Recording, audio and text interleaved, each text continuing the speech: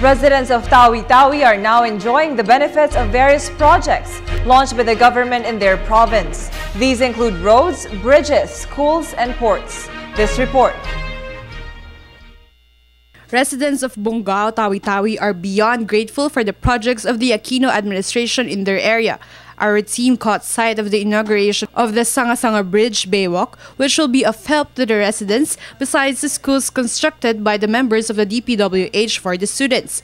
This circumferential causeway and docking port are for the benefit of shippers of livelihood products from different municipalities in Tawi-Tawi. Sabi ko kay Sir, punduan natin, so include natin siya kasi impact nito, gusto namin ito sa Tawi-Tawi. I am a native of Bongao, sabi ko, matagal na ako, alam ko na kailangan namin to. So yung nga, pinasok niya, yan, ginagawa namin ngayon. So kung matapos yon, ang isang mako-contribute yun is yung traffic, maiiwan, yung kasi, kakaroon ng system. Yan. So yung mga galing sa port, pwede na diretso sa wharf. Meanwhile, just a speedboat ride away from Bongao, and you'll reach the municipality of Sapa-Sapa, where we witness school buildings, docks, and roads also constructed by the DPWH ARMM. Residents feel utmost joy over this support from the government. Ang binigay nilang building namin is for grade 4, 5, and 6. So ngayon, meron na kaming school building. Before, sirang-sira talaga yan siya. Pag may bagyo, as in talagang natatakot na kami. Lalabas kami, baka masira pa siya. Makapaglakad na kami mabuti dito.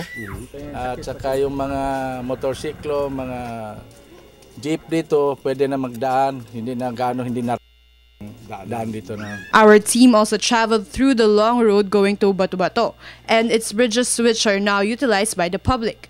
As we returned to Baywalk in the afternoon, we found these kids enjoying themselves. Relax ng mind sa kumbaga, kung may problema ka, pwede mo dito ka magtambay para malimutan ang problema. Local officials said Tawi-Tawi only experienced this unparalleled support through the administration of President Aquino, Hataman, and Emil Sadain. Ngayon lang, medyo parang dumami na yung mga infrastruktura natin dito sa Tawi-Tawi. Like itong bridge connecting Bongao Island to the mainland island. Ito malaking proyekto. We just thank DPWH through the leadership of Secretary Sadain and the leadership of now the Regional Governor Hataman, because during their incumbency, talaga massive yung infrastructure delivery ng services dito sa Tawi-Tawi.